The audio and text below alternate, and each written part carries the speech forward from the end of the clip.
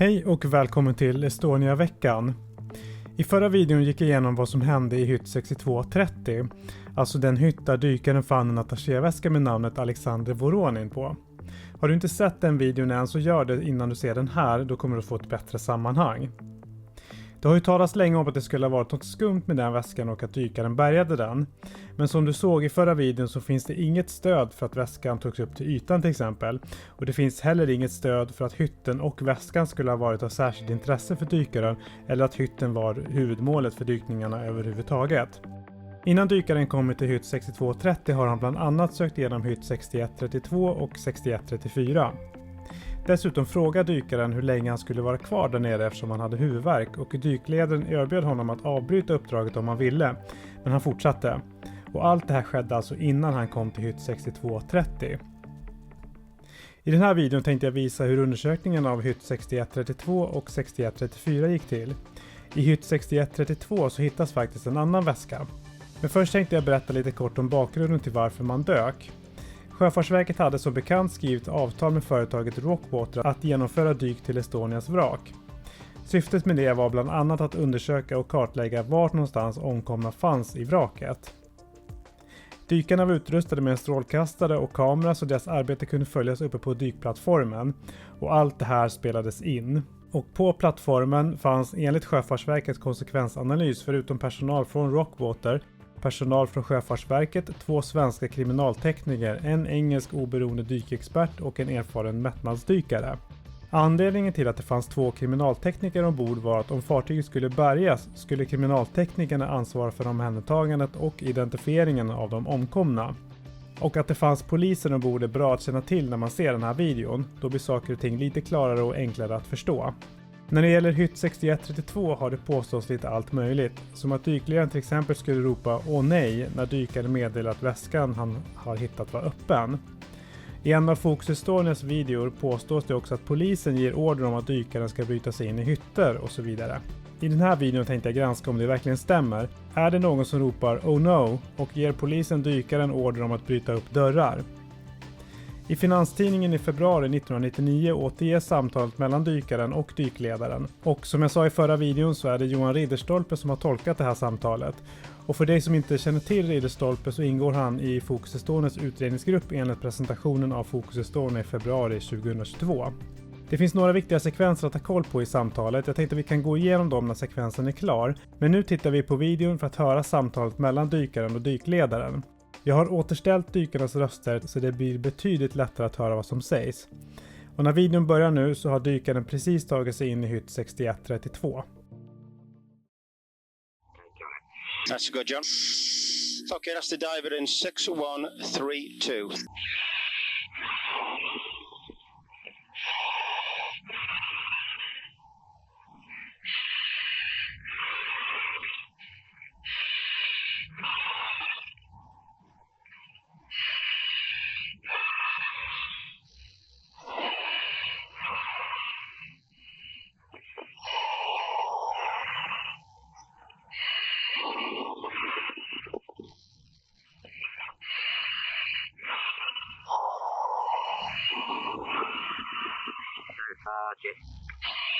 General bedding.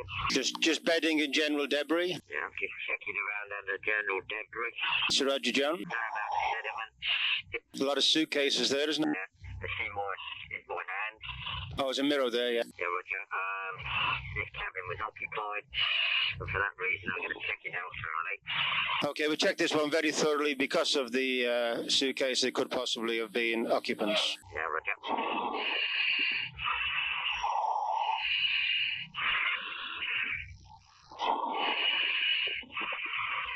Yeah, John? Alright. Could you possibly check the suitcase so they may have a name tag on? Okay, there's a coat hanger here. I would say it was a female's cabin. Possibly a female cabin. Roger.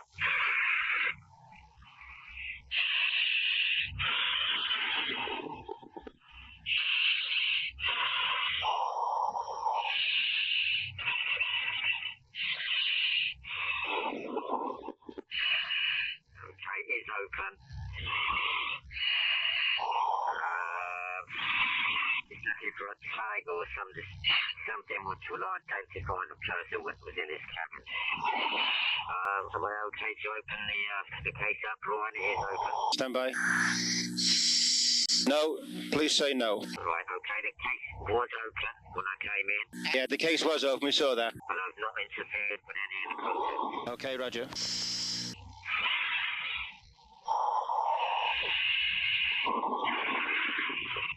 Okay, we'll have a good search in here, John, underneath the cushions, everything. Okay, I will look, if that's okay. I just want to look at the dress and see, or the coat, and see if there's a name on the coat. Just going to check the coat, see if there's a name on it. Negative. Negative, no name on the coat. Okay, John.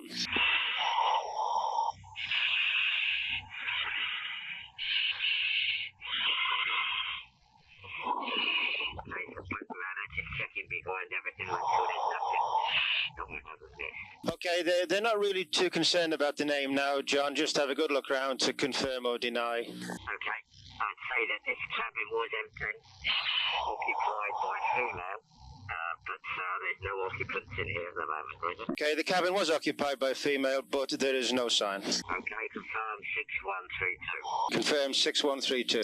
Roger, just going to pop back down and do 6134. Roger, Roger.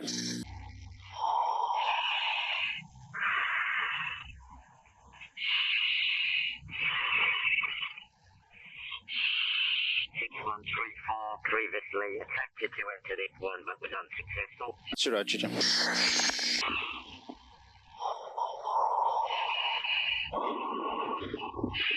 Paneling missing from the floor. Copy that, right? Covering missing from the floor. Yeah, the paneling's missing from the floor in this location. Oh, in the corridor itself. In the corridor, Roger. Well, that's the roof, John. Oh yeah, sorry, I meant the roof, sorry. Yeah. Okay, the roof panel is missing in the passageway opposite 6134. 6134, going to attempt to enter into 6134. That's the Roger, John.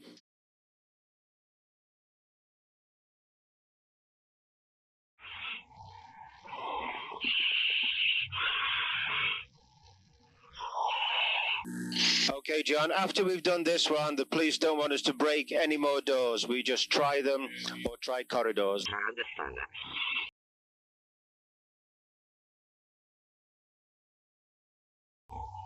Okay, going into 6134 now. That's the Roger, John. Okay, roof panel missing just inside the door. The what, sorry, John? Roof paneling missing just inside the door. Okay. I just got caught up. Right. Just got caught up. Dropping down. Dropping down into the cabin. Right, yeah. Lot of loose bedding, debris floating as usual. Yeah. Mattresses. I'm just going to pull this up, make sure nobody's underneath. Okay, bedding, table. Just general bedding. Just bedding, table, blankets, that sort of stuff. Look around in the upper part of the cabin, make sure nobody's floating around up there. No. What about the toilet, John? Okay, what we'll do, we're going to go back to the doorway and open the toilet door. So if anything falls out, it's not going to fall out. That's the Roger, John. You get caught in this cabin.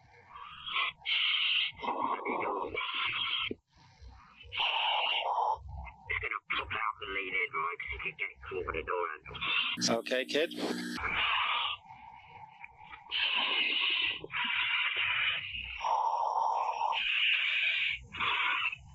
Okay, opening the toilet door now. Okay, checking inside the toilet. So just going to push the door all the way open. That's the Roger, John.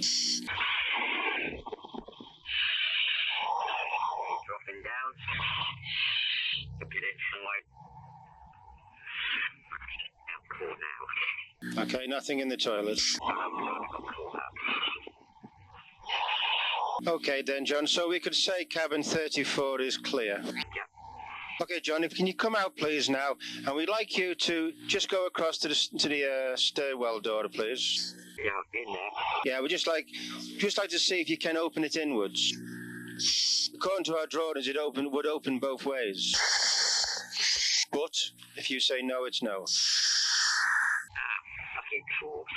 Okay, it's nice and slow, John. Don't rush. Want to take a bit of slack, shall I? Nah, I don't see what I'm caught on. Okay. Så lät samtalet mellan dykaren och dykledaren. Jag tänkte att jag skulle kommentera de här nyckelsekvenserna. Och här kommer den första sekvensen. Am I okay to open the case up right here? Open. Stand by. No, please say no. Här frågar dykaren om man kan öppna väskan. Dykledaren svarar stand by. Och uppenbarligen så frågar han någon uppe på ytan. Och sedan återkommer han med frasen no, police say no. Alltså polisen, kriminalteknikerna då i det här fallet, säger nej till att dykaren ska öppna väskan. Det är alltså i den här sekvensen som Fokusystone och Johan Ridderstolpe tolkar samtalet som att dykledaren blir upprörd när väskan redan var öppen. Men i videon så är det ju nu tydligt att så inte är fallet. Och nästa del. Right, okay, the case was open when I came in. Yeah, the case was open, we saw that. And I've not interfered with any of the content. Dykaren säger att väskan var öppen när han kom in och att han inte har gjort något med innehållet. Not interfered with any of the content, säger han. Och det finns ingen fras om att något skulle ha fallit ur den som det står i transkriberingen från 1999. Och så till sist den här sekvensen. Okay, John, after we've done this one, the police don't want us to break any more doors. We just try them or try corridors. I understand that. Polisen säger att de inte ska bryta upp fler dörrar utan bara kolla hytter med öppna dörrar och korridorer. Alltså är Fokusystone fel när de säger att polisen beordrar dykarna att bryta upp dörrar. Och vi ska komma ihåg att hytt 6229 var låst och lämnades okontrollerad, men dörren till hytt 6230 där Voronins väska hittades var öppen, så där gick dykaren in. Hade den dörren varit stängd så hade man sannolikt inte sökt igenom den hytten eftersom polisen ju inte ville att de skulle bryta upp några flera dörrar. Sammanfattningsvis kan man säga att delar av transkriberingen av samtalet i hytt 6132 från 1999 är felaktigt. Nyckelsekvensen, eller vad man ska säga, är feltolkad, alltså den om väskan. Det är ingen som blir upprörd och dykaren pratar inte om någon ritning.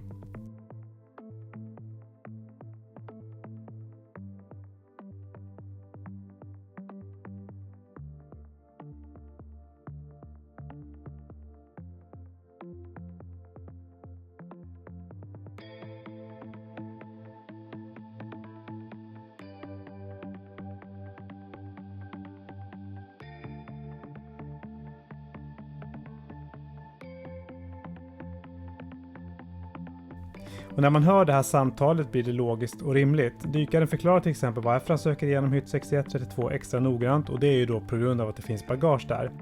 Hytt 6134 söks inte alls lika noggrant eftersom ingenting tyder på att någon bodde där, och där inne fanns heller inga omkomna. För mig är det fortfarande oklart hur det hade kunnat bli så här att så många tror att det skulle vara något skumt med de här dykningarna. Beror det på ett missförstånd? När man hör originalljudet så är det ibland väldigt svårt att höra vad som sägs, och det kan ju absolut bli missförstånd. Jag vet inte vad man kunde göra med ljudet i slutet av 90-talet, men jag tycker inte att det borde ha varit omöjligt att ändra pitchen i talet så att det skulle bli mer begripligt, alltså precis som jag har gjort i den här videon. Det är helt klart beklagligt att ingen, inte heller Fokusystone under 2022, verkar ha granskat vad som faktiskt sägs utan helt enkelt upprepat den här felaktiga transkriberingen då från 1999. Men det var allt vi hade för idag. Lämna gärna en kommentar här under om du vill säga någonting. Glöm inte att prenumerera på kanalen så du inte missar kommande videor om Estonia. Tack så mycket för att du har tittat på den här videon. Vi ses i nästa. Ha det så gott. Hej då!